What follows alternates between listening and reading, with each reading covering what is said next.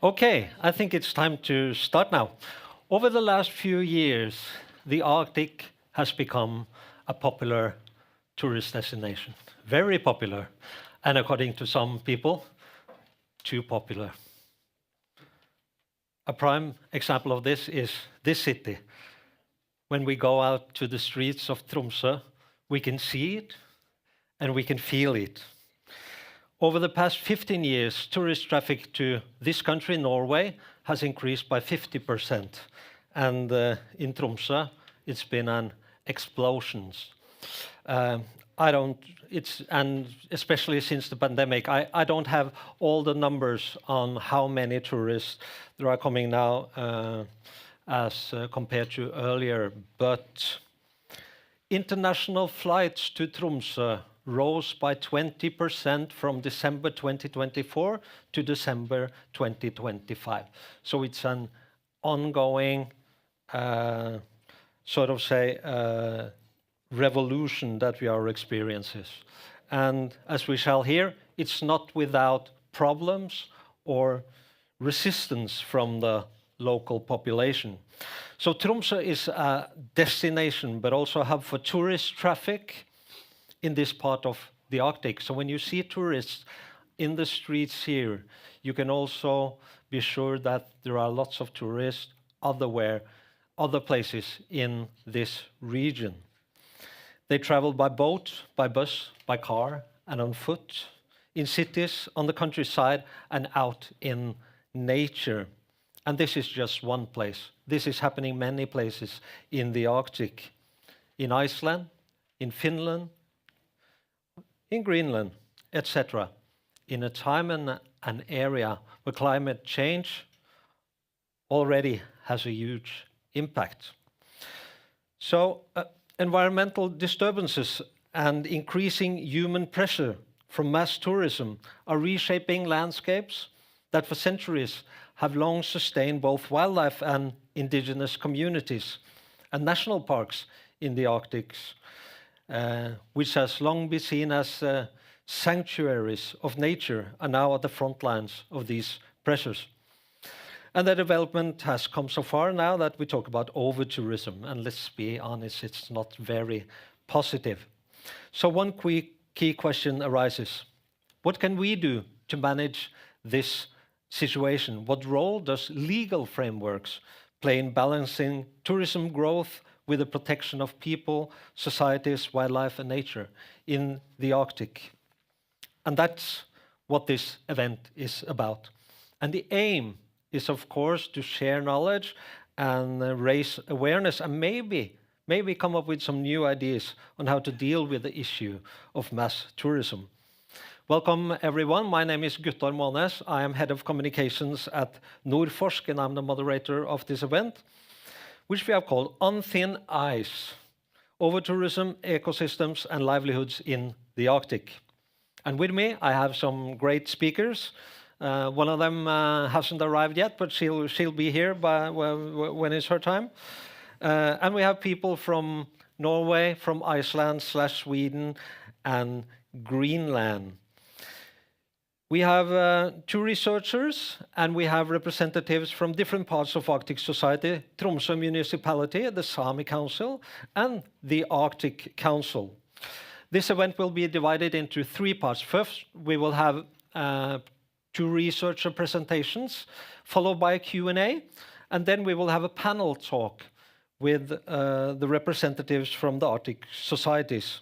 The researchers are Kristin Rosendal and August Bogason. And from the Arctic societies, we have Helga Bårdstas Christiansen, she's coming, Camilla Aviaya Olsen, and Beaska Nilas. Welcome to you as well. But this means that all of you who are here have the possibility to engage in the discussion and add nuances and come with your questions. So please raise your hand and speak your mind. Last year, after many years of development, we at Nordforsk, a Nordic research funding agency, we were able to award over 300 million Norwegian kroners, or 30 million euro, to 9 Nordic Canadian research projects.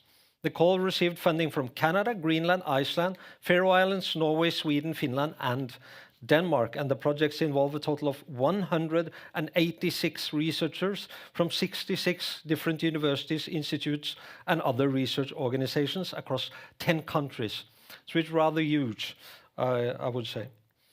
Well, one of these projects has the acronym ALAMOT, and it will be presented by our first speaker. Please welcome from Fridtjof Nansen Institute, research professor Kristin Rosendahl.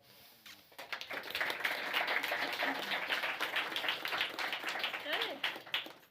Thank you so much. Thank you, Gustav.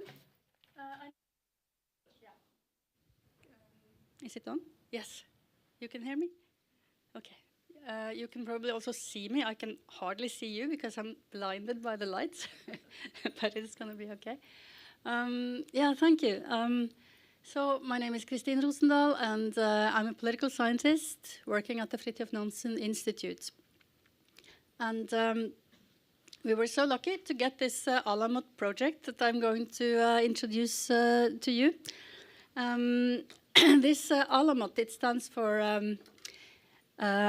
adapting law for moving targets, which is what we are very often studying as political scientists. We are studying moving targets. Policies are changing, and the climate is changing, always change.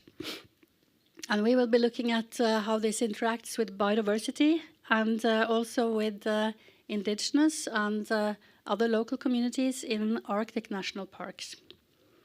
And our project takes its point of departure that law can actually matter, that public authorities has the ability to adapt legislation to address these challenges.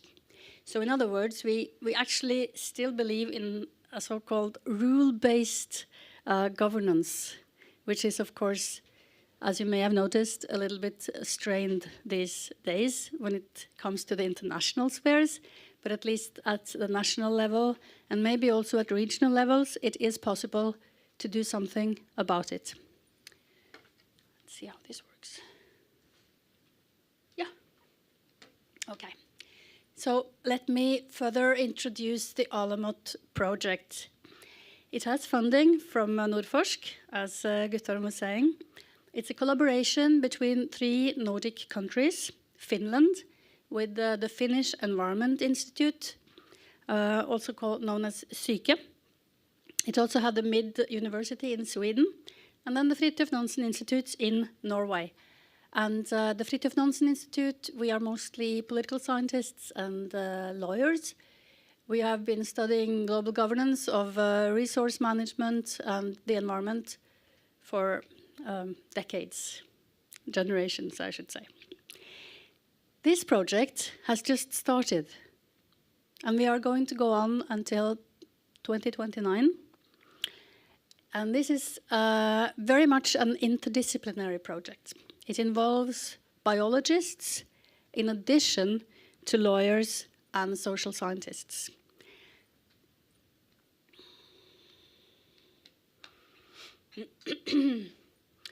And it is our belief that with this mix of these different disciplines, it will be possible to really study how management systems can be adapted to better management, to better handle eventual negative effects from both climate change and tourism in these Arctic national parks.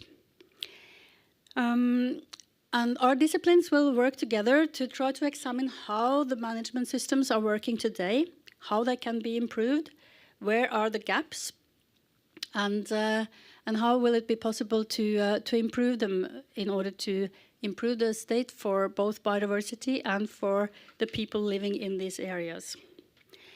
And having discovered or not eventual gaps in the management systems, we will also be going on to make some recommendations about how the legal measures can be construed to address these eventual problems.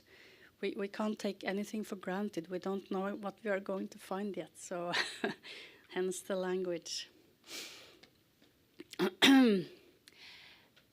to my mind, an interesting aspect of the legal study here is that Norway is kind of the odd man out in this company, because in Sweden and in Finland, the EU has a very strong Natura 2000 for managing biodiversity.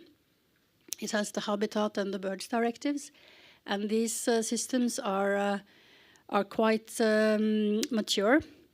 In Norway, we have, of course, what you may know as the EØS agreement, the European Economic Area Agreement. And what not so many people are aware of is that all kinds of nature management is not part of this agreement.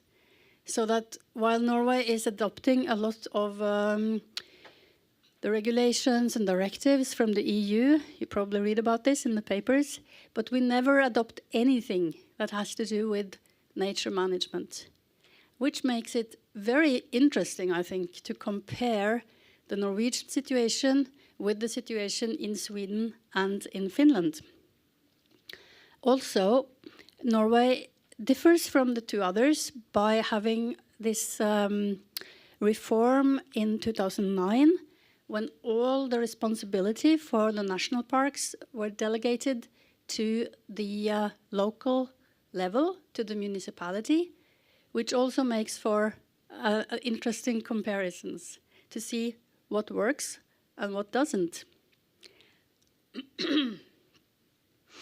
We also know already that the Swedish legislation tends to give some priority to wilderness conservation, while Norway aims to a larger extent to combine protection with sustainable use.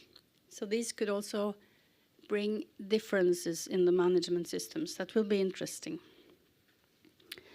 And in order to enter into these case studies, we will mostly be relying on interviews. I'm going to talk a little bit more about that.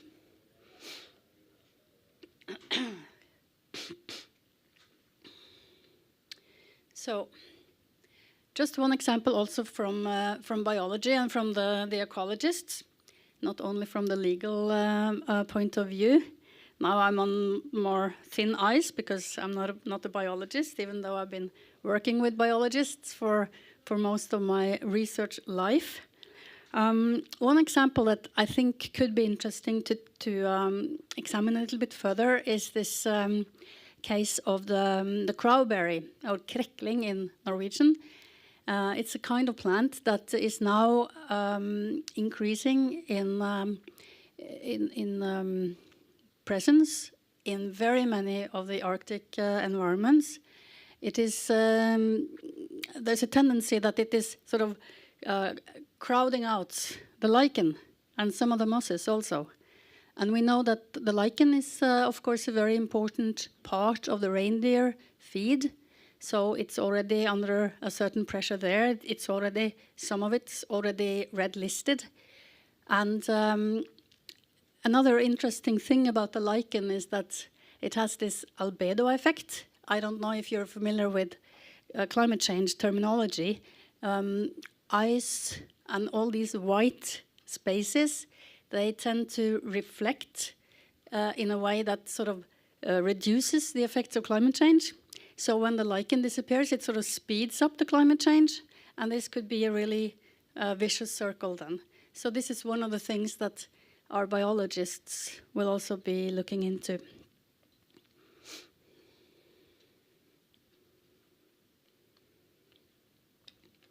Just a snapshot of some of our ideas for national parks, for case studies.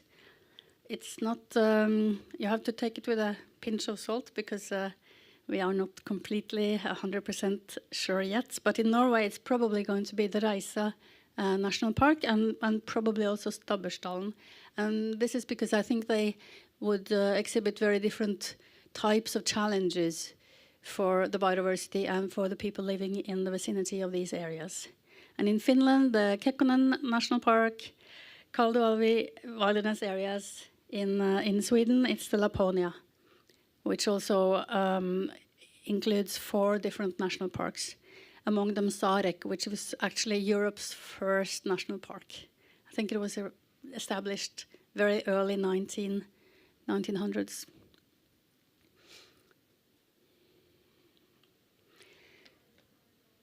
Just to give you a taste of some of the issues we are struggling with right now, we are trying to get on the same page with all of our different disciplines. How do we understand the empirical material that we are going to be grappling with here? How should we really include the concern for biodiversity? It's another stakeholder along with other stakeholders, which could be defined as all the actors affected by and involved in the management and decision-making regarding national parks. Of course, the biodiversity very seldom has a voice when it comes to these decision-making processes. But also when it comes to the more human stakeholders, there's always a question of how to really make sure that you have participatory, inclusive stakeholder participation. It's very often found that what you think is participation is, just sort of on the surface, maybe not really being taken into account. So how does stakeholder participation really contribute to more legitimacy in the decision-making processes? This is the kind of questions we would like to understand better. And how do you balance it? There will be different conflicts. There will be differences of interests. So how do you give priority to one over the other? These are really difficult things. And how do you deal with power? That's where political science comes in. We are always interested in trying to look for the power situation. So, but finally, at the moment, we are mainly reading up on the literature on tourism. We are developing a common interview guide so that we all have more or less the same concepts when we go out there and try to understand what we are up against in these case studies. And of course, we are working on identifying the right stakeholders and be as inclusive as possible. But finally, I just really want to stress that this project is just starting up, and I'm so happy to see all of you here, and I really hope that I will get some good insights and input from you in this endeavor to start the Alamot project. Very happy to get your input and ideas. Thank you so much.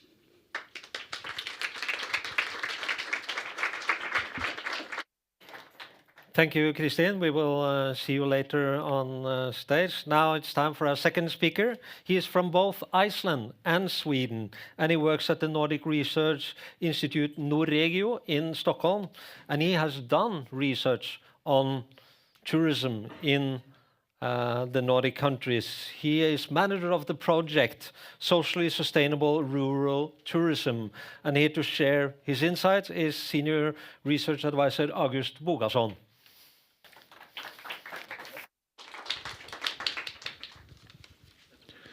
Tack.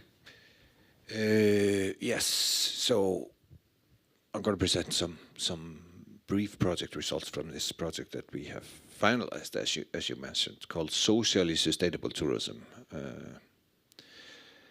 So first about Nordregio, real short, we are established by the Nordic Council of Ministers, that is financed by the governments of all of the Nordic countries, and we're based in Stockholm, and we mainly do research on urban issues, regional development and rural development.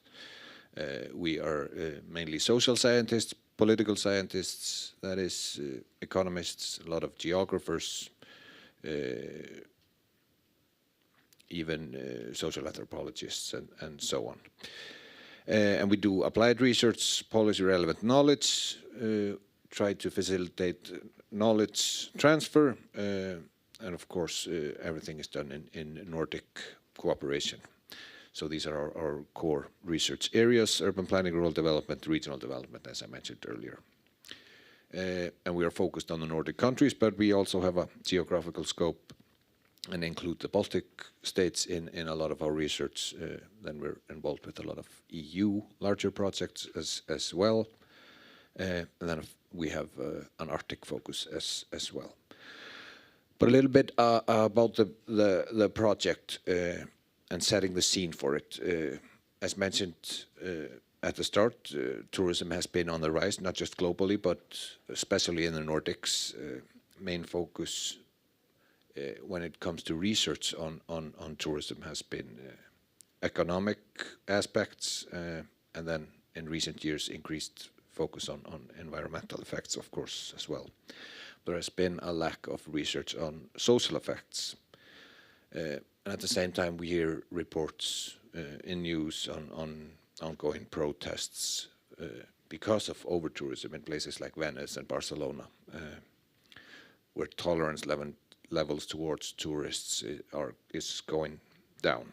The scale is of course different in the Nordic countries, but there are similar things, and we can find examples. For example, here in Tromsø, Lofoten in Norway, particular parts of Iceland, and so on and so on. So the social dimension of sustainable tourism is really an under-researched field, and therefore we wanted to have a quick look at it. A look at it. Generally, tourism, especially in a regional and rural development perspective, is considered positive. It's seen as one of the ways to maybe replace industries that previously were an economic force in some regions. Industries that have gone away, moved abroad, so on and so on. And we see and usually talk about the positive effects of tourism. That's what's above the iceberg, the visual part, the economic diversification, the possible better services that can come with tourism, the rural development effects, growth, job creation, improved infrastructure, and so on. But then we also have one negative aspect that's very visible, and that's the environmental degradation. But as we know, we only see the top 10% of the iceberg. So below the surface, we have a lot of different things that aren't tangibles. We can't grasp them and see them. They're hard to measure. Things like effects on the local population.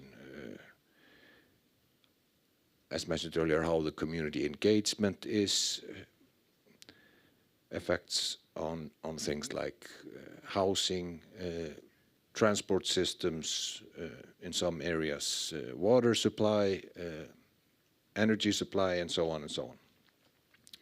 So there are a lot of things that we can't really see. And of course, tourism is a very wide concept.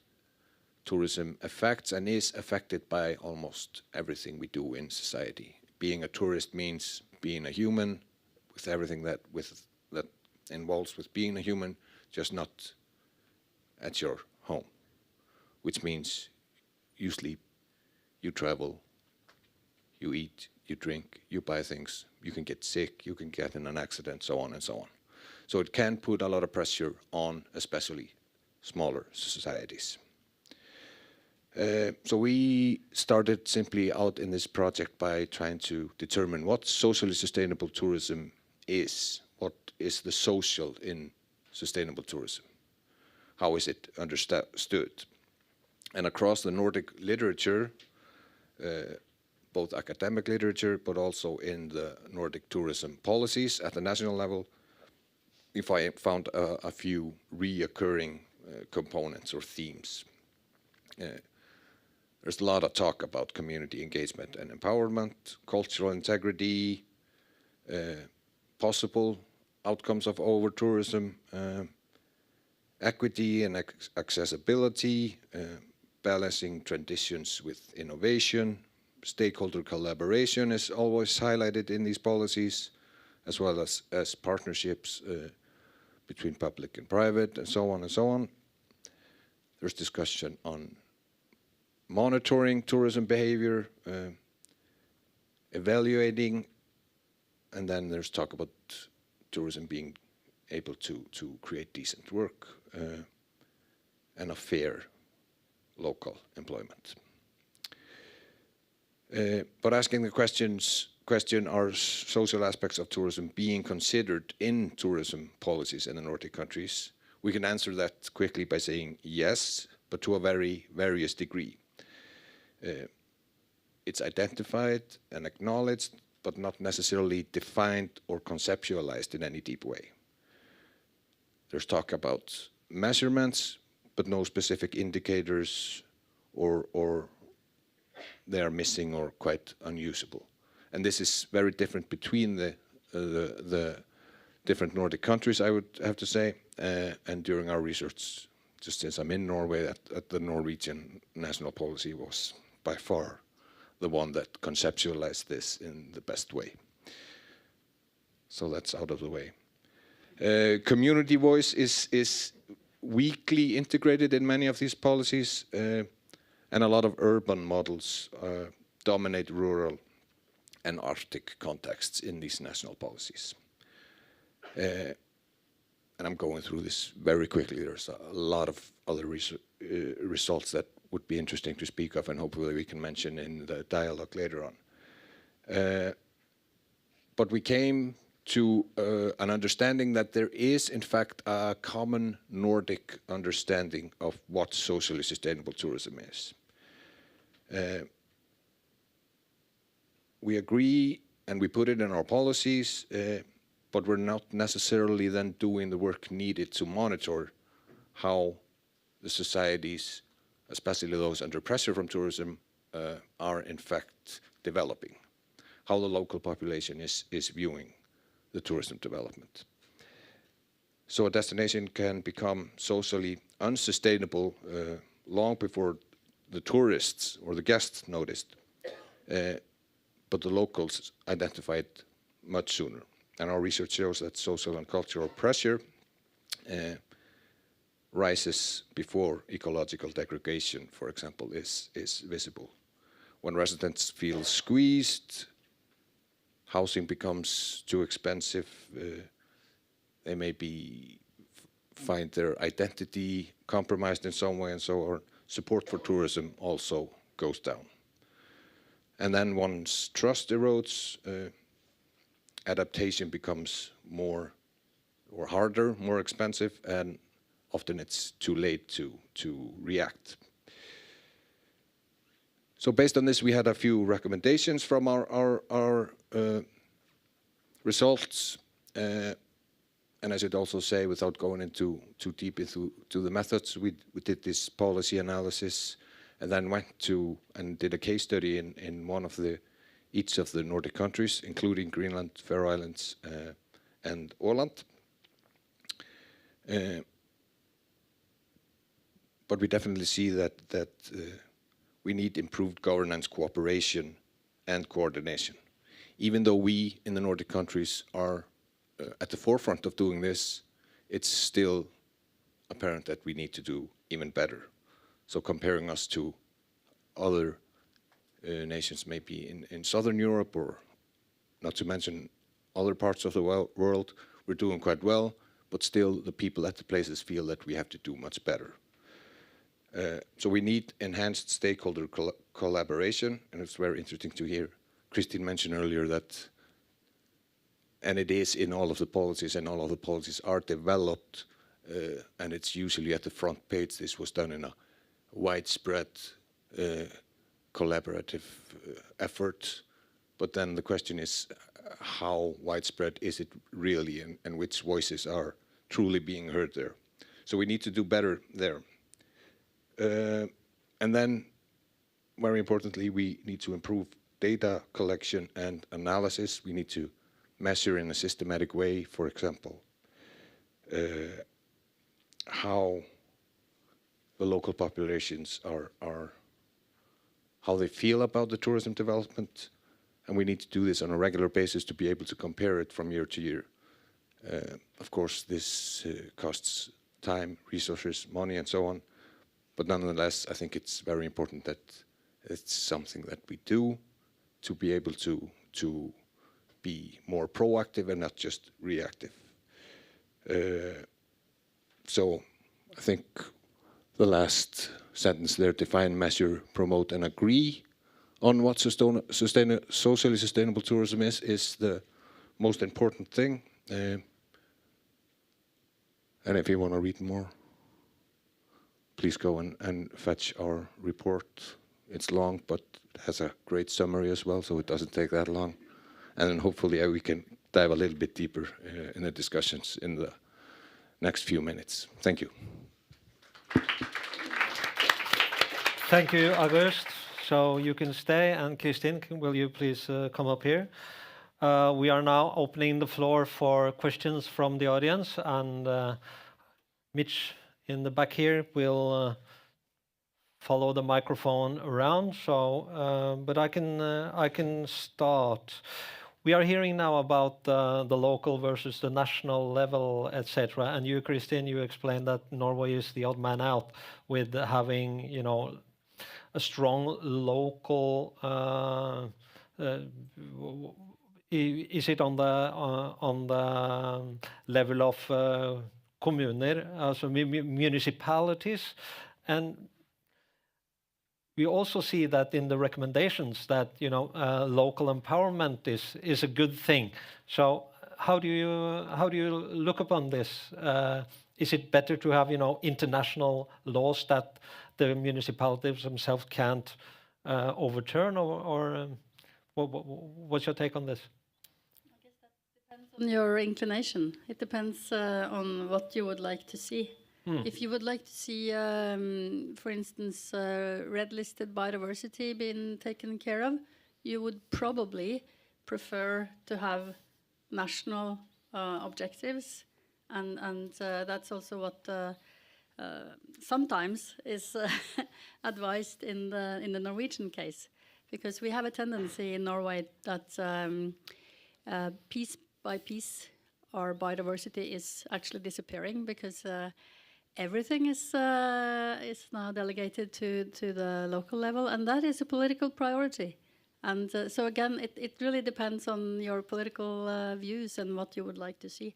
Would you like to develop the country, or would you also like to take care of some of the red-listed biodiversity? It all depends. It's not for me as a scientist to decide upon that, but we can at least say something about how the various management systems provides for one or the other.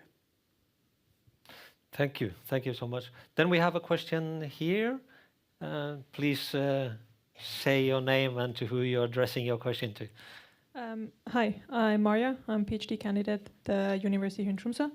I guess just like for both, or maybe mostly on the right side. I was thinking like about the allemannsrett in Sweden, Norway, and Finland, which you have.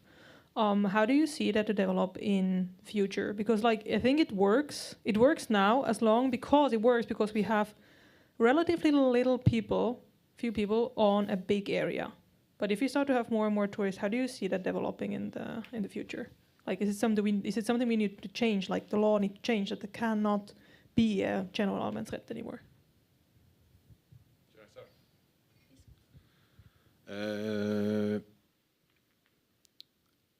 In some areas, there's definitely expectations that, or a need to better define allemannsretten, and it's, for example, been regulated to some extent in a very small place that experienced a lot of tourism compared to its size, which is the Faroe Islands, because many of the farmers there were simply saying we can't accommodate the amount of tourists that goes through our lands. And then it was mainly because maybe large tourism operators then acknowledged that, okay, we can kind of use allemannsretten to do different things. So they're actually causing some environmental degradation in private and public lands without the owners or the state in those cases being compensated in any way. There have also been discussions about this in Iceland, where a lot of tourism sites are largely visited, and there's no possibility to take any some sort of income to build up and maintain the facilities to make it possible. So hopefully it's not something that has to be regulated too hardly, but maybe in some cases better defined. So it's maybe based on individual travel and not tourism operators taking large groups under the name of we're doing this and we have the right because it's Alemansretten, and then they are maybe also taking paid for that. So I'm not a lawyer, and this is a very complex and quite delicate question, but there are definitely discussions, and I would say that maybe not regulation, but better definitions of what is Alemansretten and what not are needed. And also how you actually implement the regulations that are in place. Because when you say Alemansretten, I am thinking about access to coastal areas, and especially in around the Oslo fjord, because there are some really disturbing findings now that the municipalities are almost always giving exceptions.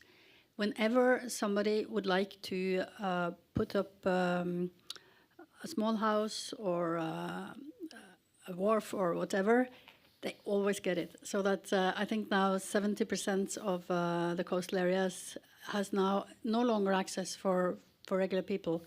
It's more being encroached to such an extent that even though we have a very strong national goal of protecting this, it just disappears every day. So that I think is an answer.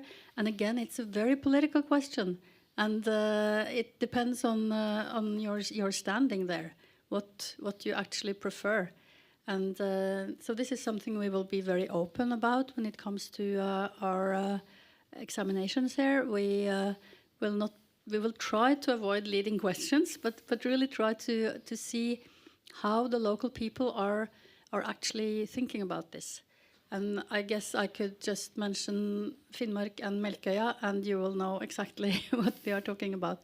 It's not going to be easy, balancing these different interests. And at some point you have to decide whether it should all be decided at the lowest local level, or if we should also have some common national objectives to maintain. Okay, we're about to have a stage shift here, but I have one more question for you. You have made recommendations, you want to make recommendations, reach out to stakeholders, and I suppose a very important target group of that are politicians. And people in science, they make policy recommendations all the time, but are the politicians listening to you?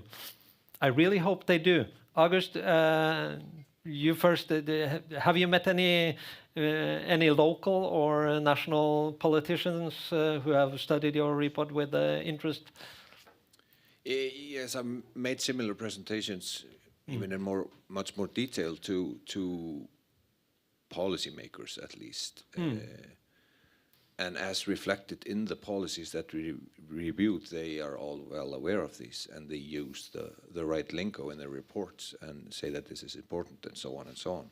But the main finding, of course, then is that economic gains and growth in our current system always win when it comes to developing policy further, and that is considered more important, and more important when you're working on a 4-year term and have to apply for a job every 4 years to keep doing it, to be able to see that you created jobs and that there was some sort of growth and so on. So that usually trumps the social and sometimes even environmental aspects.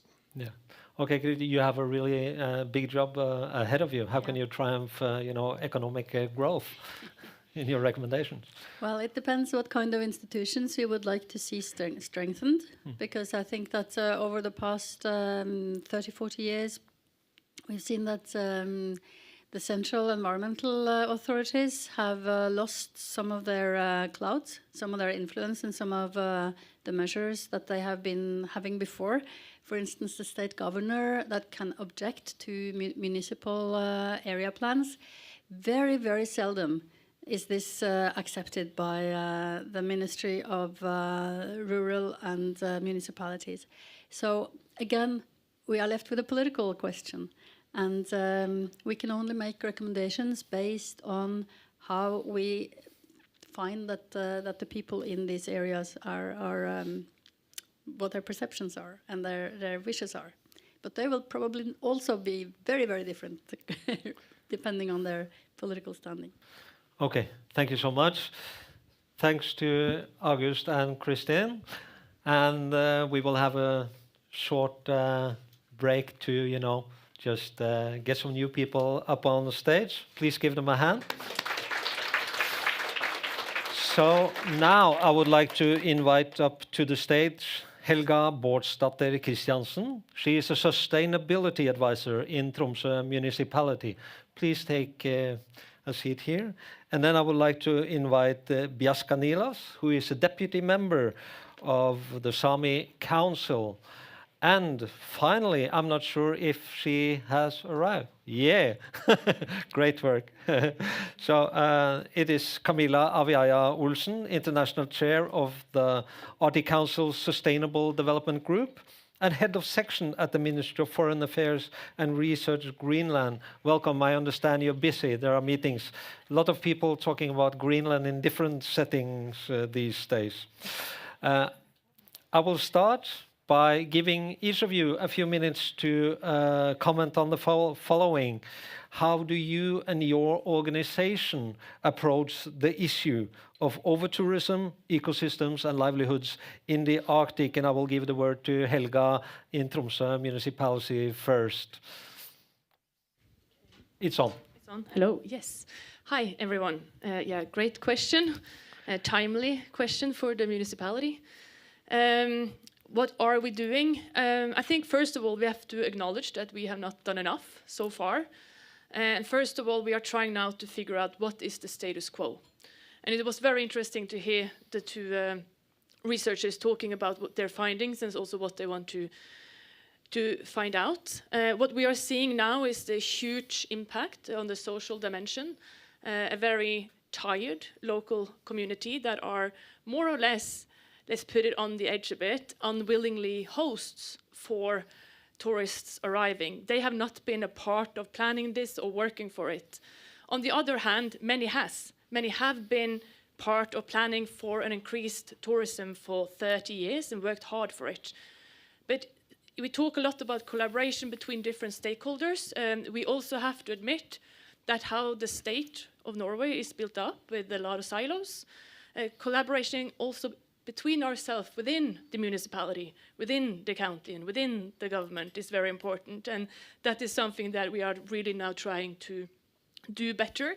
At the moment, we are carrying out a carrying capacity analysis where we're looking at 7 different dimensions. The social aspect is, of course, one of them, the local community, but also the visitors. How are they perceiving this destination? We are looking there at nature resources and cultural heritage, climate and environment, infrastructure and transport, finance, the ripple effect of local economy, and then, of course, the law, the policy making, decision making, the management, but also then visual dimensions, which goes to noise pollution, light pollution, etc. So we're trying to map this at the moment, and we've done a huge involvement with the local community. We're carrying out this survey that was sent out to everyone over 18 years of age in 5 municipalities. And that survey is being launched in February, so then you will get, at the end of February, you will get the results. But what we're seeing there is more or less what's already been said. I will just finish. I can say a lot on this because we have put so many balls into action. We basically took like everything we had and threw it up in the air. And now they're starting to land all the initiatives that we have seen. But what we're seeing is that with Tromsø, you see it probably in Reykjavik, we see it in small communities in Ireland like Kinsale. We have the same pressure points. It's the exact same. So I just call them over-tourism typology, and hopefully there's a research paper you can show me later that will sort of back this up. And road safety, housing prices, public transport, also for locals, flight accessibility from Tromsø and out, safety and preparedness, toilet and waste issues, overuse of public spaces, climate emission and nature degradation, and loss of identity is the pressure points that we have to be able to manage around. If we can put out the fires there and start to manage around those pressure points, we will have a better community for the people living here, but also the visitors. I can come back to the rest. Thank you. Thank you. Okay. Nilas, your turn. Well, August mentioned in his presentation tourism. It's a very broad term, so I'm struggling with how to narrow my answer down. But your question was, how do you approach, for example, tourism and over-tourism?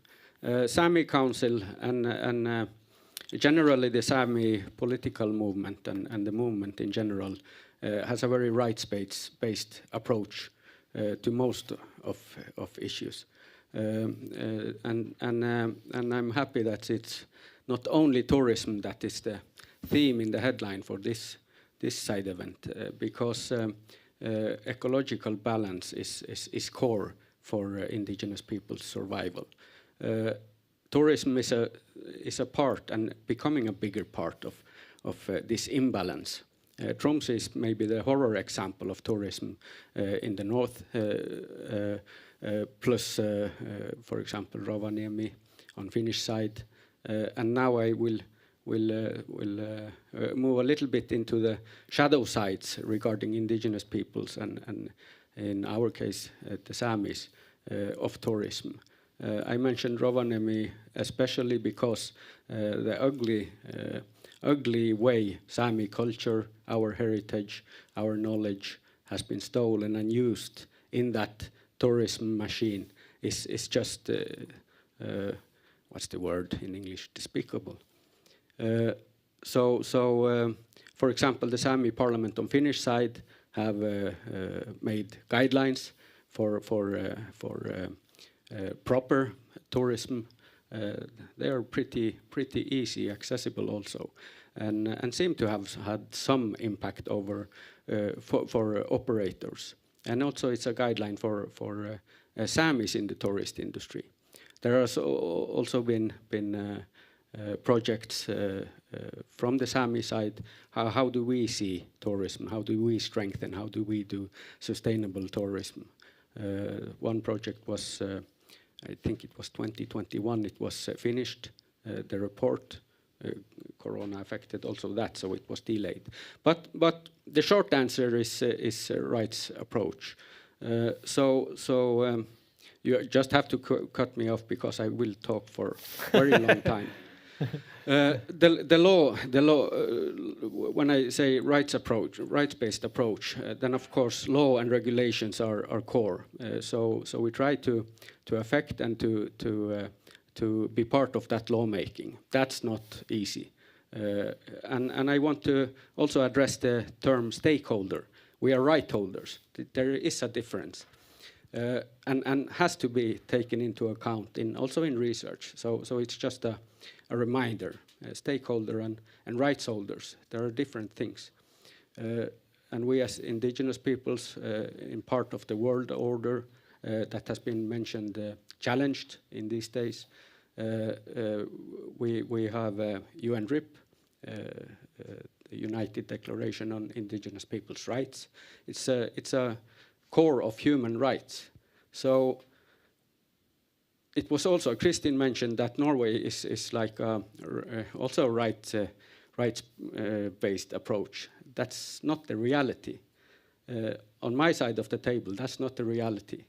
And UNRIP is broken daily. Human rights are broken. We even have, I can mention the Fosen case as a good example where Norwegian government simply doesn't care about the law. This is also the example in Repovotna, the Nussir case. That's a nationally protected fjord, salmon fjord. It doesn't matter. When economics and money comes on the table, they don't care. So I have very mixed feelings about laws, because when the lawmakers doesn't follow their own laws, then we have a problem. And this regards all the Nordic countries, not only Norway, of course. So yeah, I can leave it at that for now. Thank you so much. Okay, Camilla, welcome. You made it. I'm really happy. So you are the chair of the Arctic Council Sustainable Development Group and head of section at the Ministry of Foreign Affairs and Research in Greenland. Yes. But I suppose it's the first part that's most important now. But what's your take on the whole issue that we're discussing here? Thank you very much for having me. And sorry, I was a bit delayed. Just to introduce myself, my name is Camilla Viaya, and in my daily job, I work in the Ministry of Foreign Affairs and Research in the government of Greenland, where I, in that capacity as well, is a part of the Kingdom of Denmark's chairship team into the Arctic Council, where I am the international chair of the Sustainable Development Working Group. I have a lot of long titles, typical government stuff, but for those of you who are not aware, when I represent the Sustainable Development Working Group, SDWD for short, I do not represent any specific region, country, or peoples. My main task for chairing this working group is to make sure that we gain consensus within the working group of what projects to do. And again, for those of you who are not familiar, the Arctic Council organizational structure is based on consensus, which means that all of our decisions are made on consensus, which means that if one oppose a project, everyone oppose. So it's my main task to make sure that we all agree. And that means in terms of language, in terms of thematics, and everything else. So this was just to set my work into context. And again, I am not a subject expert matter on anything. I am not a lawyer as well, but thank you for mentioning the legal framework and policy responses to over-tourism. I think what we mainly work on in my working group is maybe more on what these frameworks looks like, and maybe I would like to spend a few minutes on talking on how they are developed and who gets to shape these kind of frameworks. Too often what we experience in the Arctic cooperation world is these policies often applies to or are designed and administrated by the capitals who lays in the south.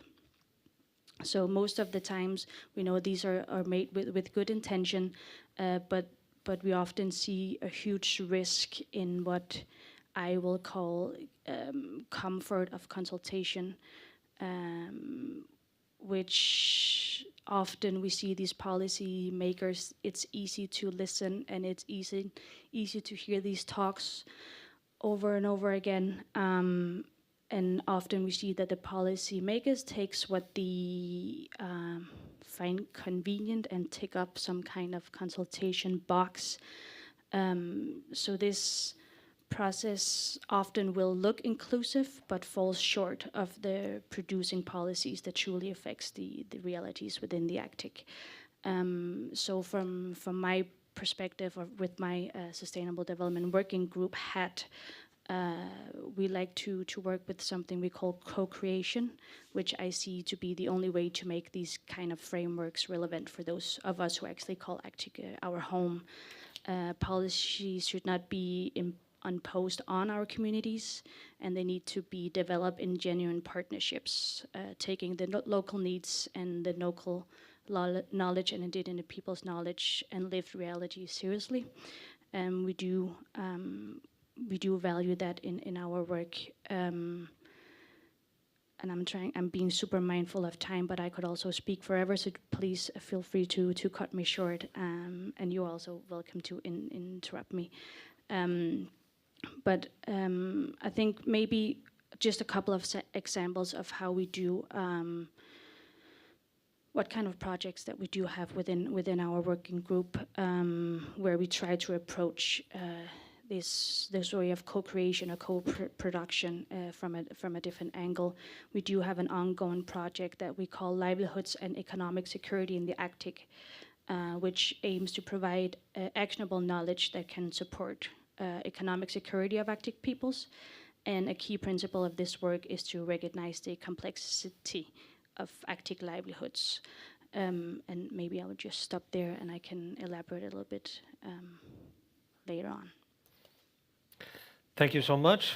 I would like to start with you, Helga. You already mentioned a lot of issues that are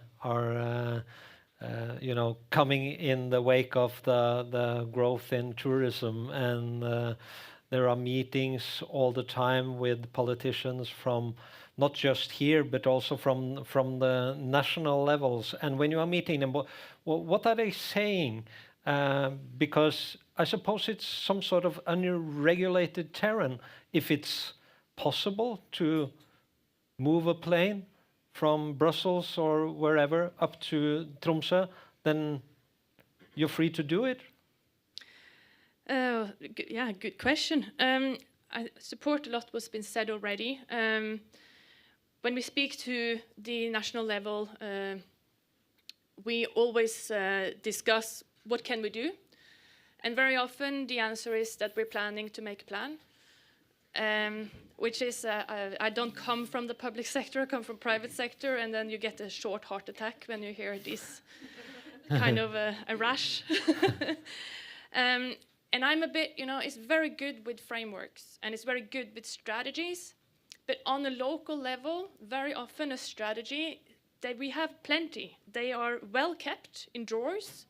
They have a lot of dust on top, and we maybe take them out when we apply for funding to do a project.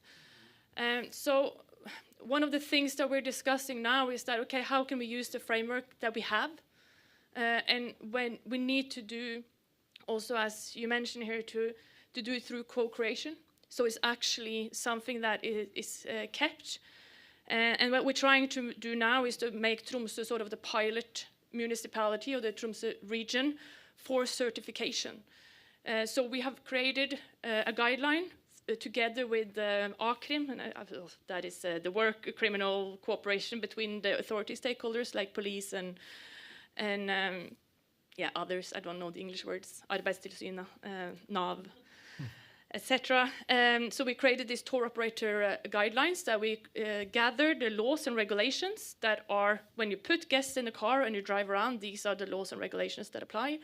And then we asked the companies, members of Visit Tromsø and the Guide Association, what kind of code of conduct do you want? What is the code of conduct that you want to have in the field? And then we just gathered the strictest of the feedback and then made it into a code of conduct. So that's like one guideline. And then we started a project with the Sami, not the Sami Council, but the Sametinget in English. Sami Parliament. Parliament, thank you. My English disappeared today. It's like an important day, my English is gone. And so we started a project with the Sami Parliament and the University in Tromsø for making guidelines for guides and businesses. They're always the receiver of these guidelines. How do you guide with Sami culture when you're not Sami? What kind of considerations do you have to take? Because it's a different story than if you're Sami yourself. They're based on the indigenous people's guidelines from the Arctic Expedition Cruise Operators. They're probably familiar with from Greenland. So they're based on the work that has been done in Greenland and in northern Canada territory. So we're hoping to see some output of that based also on the Rovaniemi guidelines. We will also make guidelines for whale watching, fishing, car rental, short-term rental, and also the right to roam, allemannsretten. And we hope that with gathering these laws and regulation and making a code of conduct, we have enough baseline to sort of initiate a certification process for businesses and guides. So then we need to sort of step up together with the visit company and have this approved stamp. Then we hope that the visitor tax can then fund some of these, some of the like evaluation and the processes behind that. Because what we're seeing is that we don't have time to wait for the policy and the laws and regulation to change. So we're starting it on the local level and hope that we can expand it. So I think that at the moment, since we are putting out fires, and as was mentioned here also, when the social dimensions are broken, the trust is broken, it's hard to get the trust back. So if we don't do anything and we don't act now, we're going to lose a lot of trust. And these guidelines will also be the foundation for courses that we are planning to make together with the university and the visit company and the guide association towards the businesses and guides, but also towards public management. Because we also need to step up the game. You're a municipality, you have a lot of visitors, you have to plan on level 3 and not on level 2. There's like a level for just normal municipality, and maybe if you're an industrial municipality, you have to plan on some level. But when you have a lot of tourism, it is, as was mentioned, they all live their life, just now they're here, and they need the same. They need clean water, they need toilets, they need waste facilities, they need public spaces, public transport, etc. So, yeah. Thank Did you. I answer your question? I'm not sure. You certainly did. You mentioned Rovaniemi and a sort of development that might be described as a Disneyfication of Sami culture. But what would you say are the most pressing social or cultural impacts that indigenous communities or Sami communities are facing now that the tourist volumes increase? Well, my take on this, for me, the Tromsø tourism isn't a problem as a Sami. Tromsø is taken already. It used to be a reindeer herding land. Now it's not a reindeer herding land. It's not bearing Sami culture other than Samis themselves bearing the culture who are in Tromsø. It's not a land-based foundation, but it's a people-based foundation. So for me, I'm not from Tromsø. I'm just living here a short time, luckily. But I'm from what people might call a rural area, and there the problem is the resource tourists, hunters, fishery, who take the resources our culture is based on. That's a huge problem, and that has been a problem for a long time. Ptarmigan, government, the governmental level opens up for hunting much earlier than culturally appropriate. For example, they hunt chickens like the small birds, and they come in thousands up to the north for hunting. So our youth, our people are left with nothing left to hunt. That's a big part of our culture. Fishery, I'm from Detno. The fishery there is broken. The salmon stock is broken, and a huge part of that is tourism. 1 million 24-hour licenses have been issued the last 45 years. Of course, that has an impact on the salmon stock. That's mass tourism. And also the fishery. You mentioned fishery and guidelines for that. That's really wild west right now. We have been working really hard for a really long time to get the right to fishery for Samis in law, but the government refuses. And still the tourism fishery is taking out many times more than we are talking about is rightfully belonging to the Sami. So that's a huge problem. The resources that are bearing our culture are also taken away. It's not only the numbers, it's also the resources, our food culture, our food systems, our belonging to the land and the sea. A follow-up question there. Do you think it's possible to reverse this development, or? we have proposals yearly from the Sami parliament, from all the Sami parliaments, but pretty much it's for deaf ears. So the governments have to step up and start to follow their own laws and international law. Then we could have something. Until we get there, then yeah, it's hard. Camilla, you represent the Arctic Council and also therefore huge areas of land that we tend to think of as remote and not very populated, etc. But we also see a very increasing interest in what is called development of the Arctic, which often involves economic incentives to exploit or develop. So how do you work with these issues? Are you trying to hold back on what is happening? Because you have a very important aspect here as well, because people need something to live off, they need an income. And how do you try to balance that? I think, I think where we have the most challenging way of maybe finding a balance of what is what and who is we do represent a broad spectrum of both countries and areas and people, and development means different things to different people. Economies are different from each area.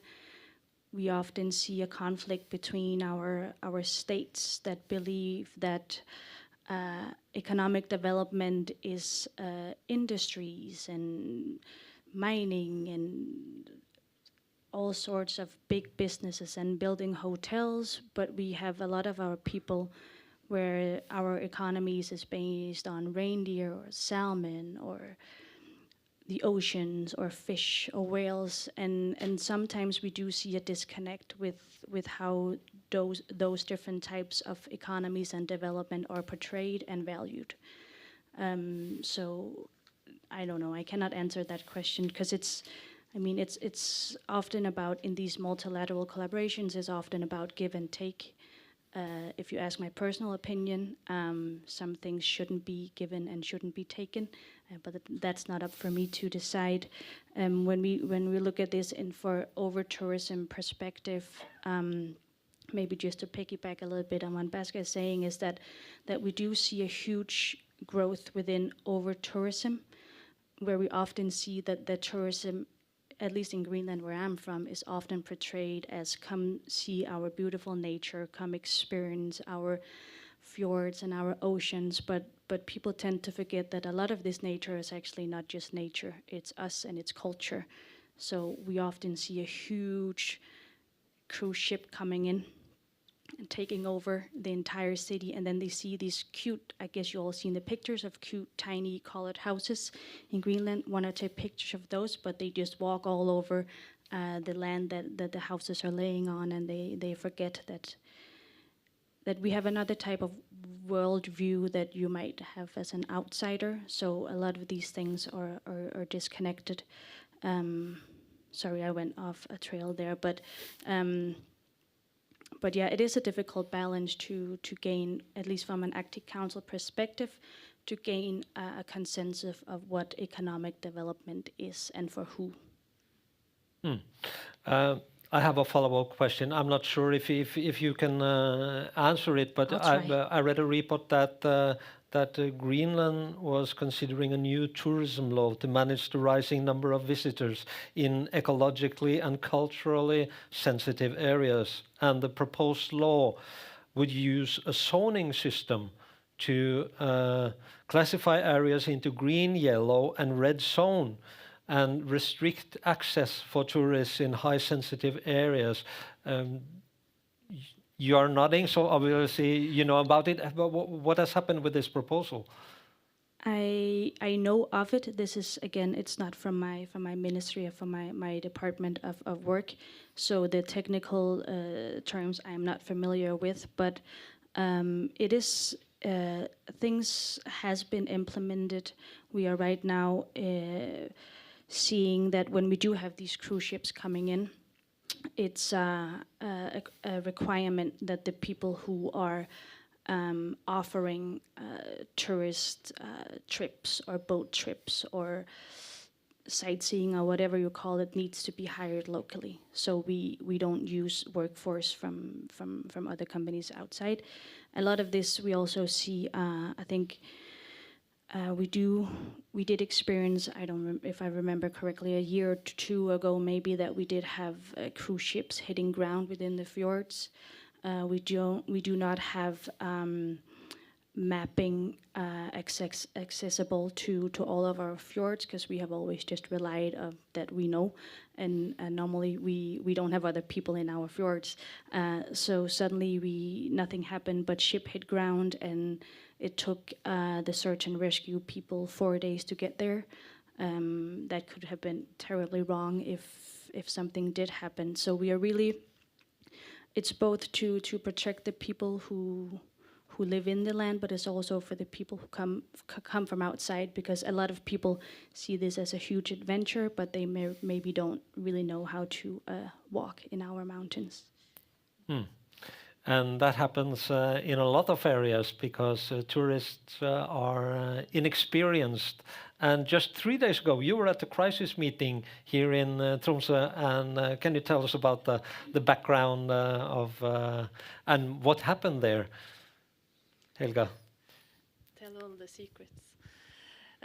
Yeah, we were called into this crisis meeting about traffic safety. This was after the fatal accident that was happened a few days ago, and it's unfortunate that it takes a fatal accident for everyone to realize that this is a big issue. But I must say that we have cooperated with the road authorities with also making the tour operator guidelines, so they've been a part of a process already. But there is a lot of initiatives going on to address it.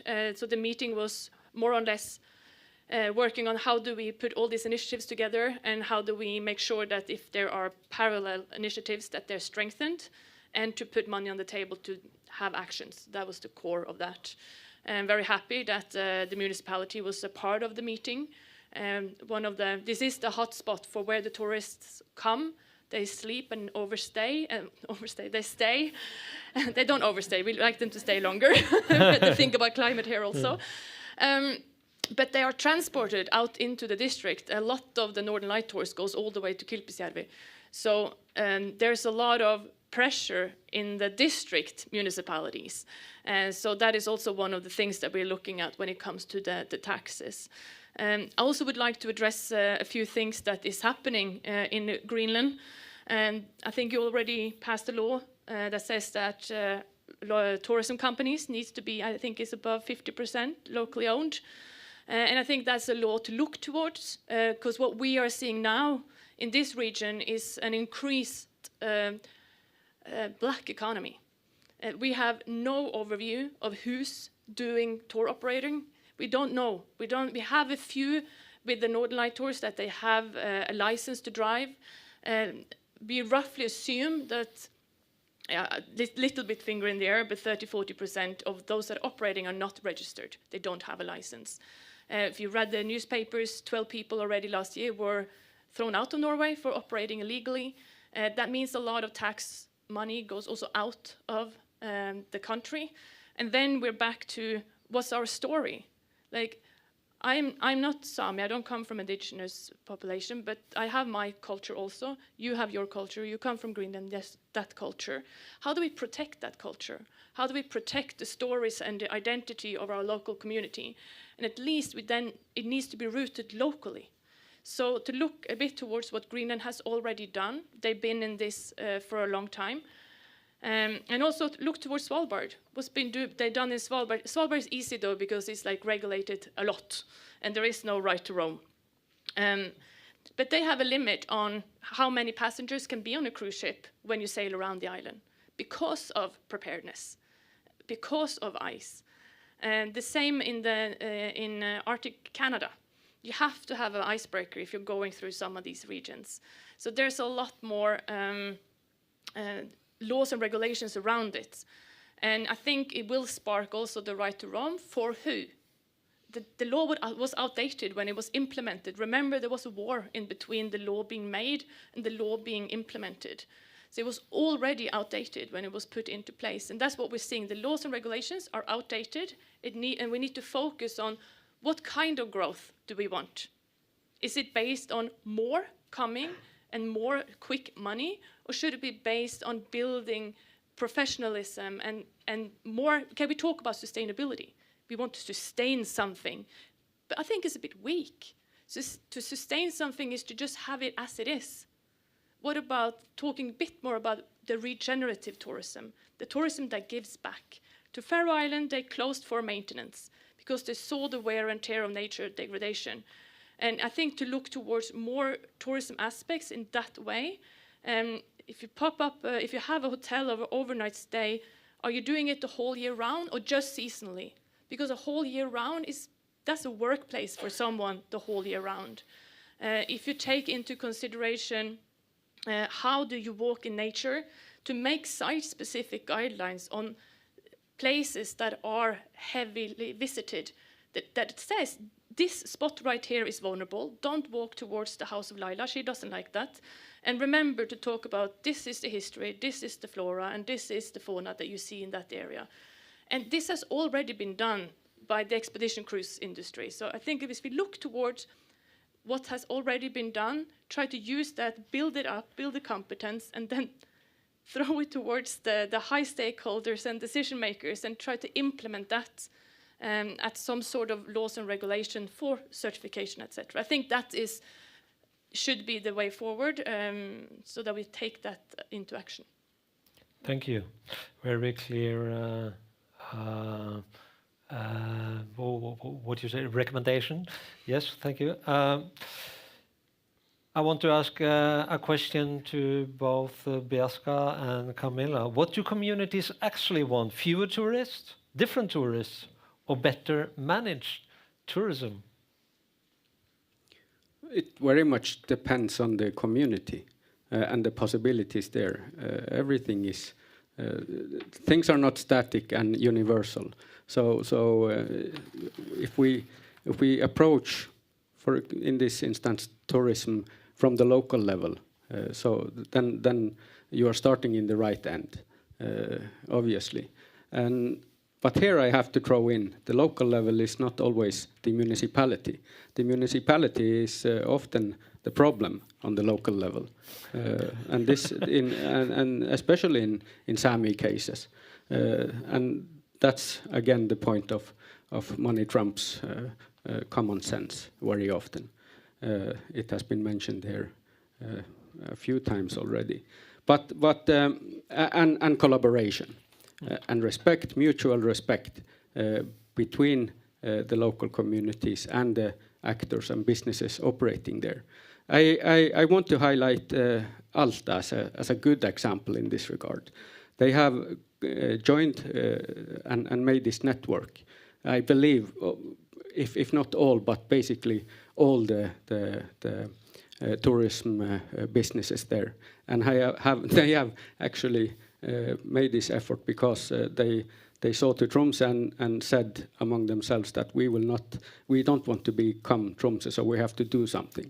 They don't want mass tourism; they want quality, and I think that's a good approach to tourism. So it's like you say here, it's putting out fires right now, but of course it's doable. That's basically, as a Sami politician, my daily job to put out fires. So I just want to share a little bit on you also. Thank you. Camilla? I think it's on. They're both on. Okay. No, I don't think I have anything to add. Maybe just what he said. And always better tourists. We can always have better tourists. That's my quick answer. Thank you. Okay, then I would like to invite up again Kristin Rosendal and August Bogason, and invite the audience to come with your questions to any of the panelists. And I can see you are raising your hand already. So, okay, you can have it first, and then we have one over here, and then one in the back. And please, again, please say who you are. Hi, Maja again, from the University of Tromsø. I have a little bit like maybe some more little personal question. Like, where do you draw the line between local and tourist? Because I take, for example, myself. I'm not Norwegian. I'm from Switzerland. I came to Tromsø like 3 years ago, do a PhD. I learned decent Norwegian by now. I have Norwegian friends. Obviously, I want to learn about the Sami culture because the place I live now, and I want to stay after the PhD. But I'm still not really local, right? So sometimes I feel like, you know, if I walk in the streets with my German friends, obviously our common language is German, so we speak German, and then people look at like, oh my God, it's a tourist again, you know, because they don't speak Norwegian. But I'm like, yeah, but, you know, I want to live here. I pay rent. I pay taxes. I want to contribute to the culture here. I guess just maybe like, how do you see that? Like, where's the line? Because obviously I moved here, I got a job, but I'm also because I want to ski and I want to climb and I want to enjoy the nature. So again, I'm one more person who contributes to like, oh, there's more people in the nature. Although like, yeah, I know how to behave. Well, it's maybe the biggest difference between like a normal tourist and me, but yeah, just like what's your take on that? Okay, I see two guys opening their hands. Bjaska first. I have never looked up the definition of tourist, but you're not a tourist. Yes, it's the same. But I think what we also have to remember is that Tromsø is, what are we, 140 nationalities? It's a very vibrant city. With the Arctic capital, it's a lot going on here. And one of my personally, like, I worry a lot about is polarization at the moment. Because what we're seeing now, especially towards Asians, is more frustration for from locals, and it's not very nice comments, and we're seeing this segregation that we should not have in this time. We should be more kind to each other, and that is something that we really need to work on, because we are a very international community. So when we talk about it, but it's also a good question when you think about the pressure in nature, because we're a very active population. So we just have a report done by a local consultant company on nature degradation in recreational areas due to the fact that we have higher amounts of visitors. But it's very hard to know if that is visitors from another country coming as tourists, or is us moving in between to visit our sort of hotspots and go hiking. And I think that is something that we need to take into considerations when we work with these issues. So yeah, to keep being kinder to each other is maybe the core message. Thank you. Did you want to answer anything, or shall we take it? Maybe just add that, yeah, I agree. You're definitely local, not a tourist, and also in the sense that when we're looking at tourism from a rural development perspective, that this is exactly the positive thing we contribute to tourism as, even though you come here to study and not as a tourist, but you come and you settle down.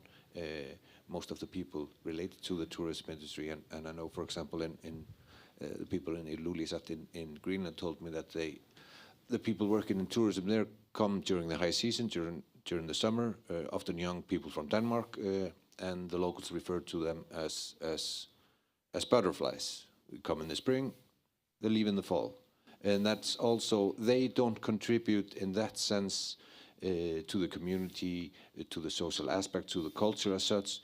And the locals also know that they don't bother getting to know them and make friends with them, because they know they'll be gone a few weeks or months later, and therefore they don't invest their time in it.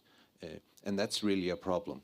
Also, when policymakers are pointing out that tourism is creating a lot of jobs and contributing to the local development, then you can ask, jobs for whom, and how are they contributing to the community and to the culture, especially when they are quite often migrants that come and leave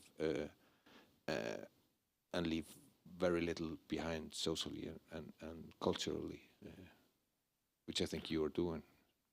Thank you. Next question. Hello, my name is Sandra Maria West. I am an elected member of the Sami Parliament, chair of the plenary. I noticed my colleague Biaska saying that he has given up on Tromsø, but I want to say I've been living here for 9 years, and Tromsø has one of the largest Sami populations in Norway. And I want to give 2 examples of what I experience. When I go to the supermarket, the cashier talks English to me. It's very strange, but of course she meets a lot of English-speaking visitors. And the other thing that happens is that if I ever go out in my gakti, my traditional dress, then I'm photographed a lot. And tourists assume that I have some part of role in the tourism, which I don't. I'm just a Sami, I'm just living my life here, I'm just going to a meeting. But I think this feeling of being exotified is something a lot of Samis agree with. It's a topic, and now on Friday it's the National Sami Day. And what my friends are worrying about is that will we get to go to the celebration, or will the tourists have taken all the spaces? So that is something we have built up, these meeting places, but then we are pushed out of them, and then we are also exotified in our own hometown.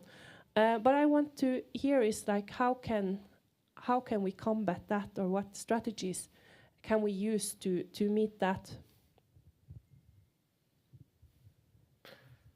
I'm not sure which one. Yeah, you're ready to. You like to talk. You said earlier. That's great. Yeah, good points, and I like that I provoked Sandra Maria a little bit. I agree, totally agree. That is also a shadow side, and not only in Tromsø, but wherever tourists are, we are like free game to get photographed. After a while, you get thick-skinned, and that's a sad that you have to do that, or I have become. So I just ignore them, but I understand the uncomfortableness with being objectified like that. So one part of this, trying to find a solution, could be to have that in the guidelines and in the certification, if it comes that far, that the operators have to inform, they have to be knowledgeable and educate tourists that they are taking under their wings or squeezing money out of, however you say. So knowledge is maybe a key, and the respect I mentioned earlier. I think maybe just to add, I don't have the answer to that, but I certainly do recognize what you're saying, Sandra, and I think we often tend to get tourists, they bring their own flags from their own country, and then they put them in hands of small kids on the street and ask if they want to pose for pictures with their national flags. I also experience a lot of, I work with the children and youth in my hometown. I teach dance classes, and I have experienced people walking in to my dance studio, want to film the children or look in through the window. So we do experience that and also like in everyday life, just want to see how Greenlanders live. And record that. So I do recognize that, but I don't have the answer to it. Okay, thank you. We have room for one more question over in the back there. Hello, my name is Vesa Aurasalo. I'm a Sami working on sustainable tourism. At least trying my best. And I operate in Rovaniemi, where I study, and both also in Ivalo, in our area, where I'm from. And what I've noticed is that the big part of the tour operators are foreign, as you mentioned also. And a lot of these tour operators, they mislead on their descriptions that they are native or locals with the long history in the area, like indicating that they are maybe Sami, for example. And that kind of businesses also operate here in Tromsø and a lot in Rovaniemi and other were in Finnish Lapland. And because in Finland they are not able to get them like out. Are you gonna do anything about it? That kick them out? That you cannot pose as a local and make it harder for local people and Sami people who are trying to get their livelihoods from the tourism. Are you going to do anything about these posers? Okay, I think Helga can answer this one. It's a very tough question. What we're hoping is that we can use the guidelines as a baseline for a sort of a stamp saying that you're approved. We need to also have someone supervising it. Someone that actually goes out into field and seeing if that is, are the guidelines then taking into account? Are they working with the guidelines, etc.? There's also I also go back to the expedition cruise industry because that's where I come from. And there's also, they already have this in place. So in order to have sort of that stamp, they sometimes have controllers on board seeing that they're actually operating after these standards. This is not going to happen tomorrow, but hopefully within a few years we have established that. And then if you don't operate by the guidelines, then you can't have the certification. But then we also need to make sure that the guests knows prior to booking their trip that these companies have been certified. Because very few come to Tromsø or Rovaniemi and book their stay then. They have already planned it. And I just want to mention a few things when it comes to culture, because I was thinking a lot when sailing on Greenland. Where's the gray? There's such a gray zone between experiencing culture, having like coming into a town and the town welcomes you and they have put a whole sort of package on for you to participate in, and sort of exploiting a culture. And I think that is something that needs to be discussed. We need to call it what it is. We need to be a little bit more bolder and actually talk about it. And also we have to make some sort of guidelines for us as well, like what do we accept and what do we not accept?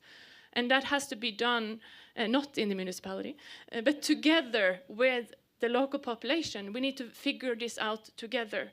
Because I remember sailing to Panama and San Blas, which is outside of Panama. There's indigenous people living there. They come in their national costumes and they go $1 every time you take a photo. That is too far. We don't want to be that destination. And Tromsø is a hotspot, but it's because we're a hotspot, we also have a lot of possibilities when it comes to making new changes and making new regulations, because everyone is seeing towards Tromsø now. So to have this collaboration is the key. We have so good cooperation now with the Guide Association, with the visit companies, with the stakeholders, and also when it comes to projects together with the university and the Sami Parliament. So I think I look at the future being bright, but we need to be able to discuss the issues and dare to talk about the issues and not hide behind, we have wanted this for 30 years. Yes, we have accomplished. We need to now step up the game with management and involving the communities. Thank you so much. That's going to be the final words from this. I have a long list of key outtakes from this discussion. We need to have real co-creation of rules, laws and regulations, and not just symbolic consultations. We need to have some sort of regenerative tourism, that the tourism give back to the local communities, and we need to focus on not just cities, but land and resources, which aren't just empty lands, but also culture and resources for local and indigenous peoples. We're ending here, but this discussion is surely to continue in many other arenas and formats, and we're looking forward to seeing the results from your research, Kristin, in 4 or 5 years, something like that. Yeah. Big hand to our panel.